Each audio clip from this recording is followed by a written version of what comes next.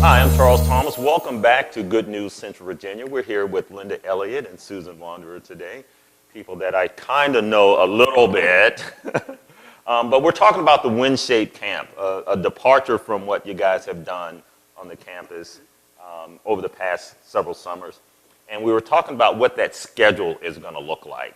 Linda, you want to tell us a little bit It's a about that? full day. They arrive at 7:45 in the morning. They're going to be blow-up things. There are going to be games. There are going to be all kinds of things for them to start in. You got to be awake when you get there. So you're going 100 miles an hour as soon as you come on campus. There's music going. There's games. There's things for them to do for the first 30, 45 minutes. As everybody's coming in and getting there, they come in, they check in, and then they immediately get engaged with games and all kinds of activities, all kinds of fun. And then they'll quickly go into a worship time. Well, before we get that, because I know in the past there's been a check-in system, and we've had people, waiting in line and so forth. So what is that going to look like now? Is that going to be a similar?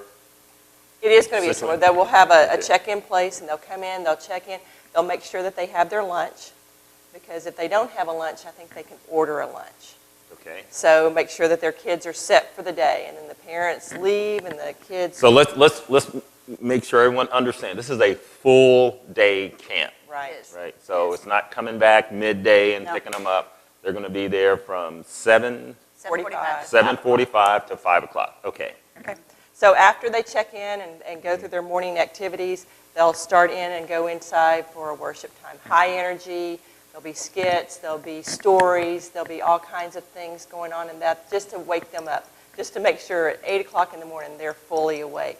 And then they'll move from that to team time, and that is their Bible study time. That is the time that they break off from that large group into smaller groups that are age-specific groups, like a kindergarten class, not a kindergarten class, a first grade class, second grade class, third grade class, into small groups. There probably won't be any more than 10 kids in that class, and they'll start going through their Bible study time at that time.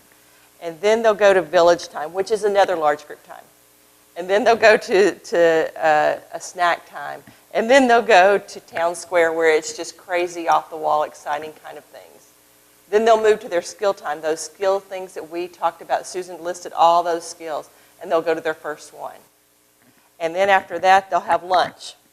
And then after that, they'll do another worship time. It continues all afternoon just like that, from skill time to worship time to their team time.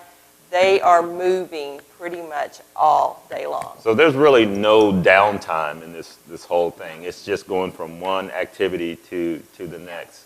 And then they also do a huge recreation time outside, where everybody's outside at once, where they're doing all kinds of games and competing against their teams, and it's just a lot of fun. They break them into different teams, different villages.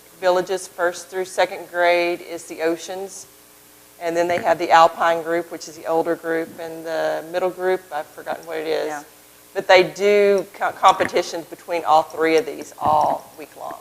And it's all day long. So they're all in competition all day long, everything that they're doing. And it is exciting. Linda and I got to go visit one of these camps in North Carolina. The energy is off the wall, and those families are loving every second of it. It's exciting. It's really exciting. So by the time 5 o'clock comes around, we pull in, we pick those kids up. They're like, they are going to fall asleep on the car home. They will absolutely be asleep. They may not even have to get them dinner. Yes, dinner. Send them to bed. They will sleep fine all week long. Awesome.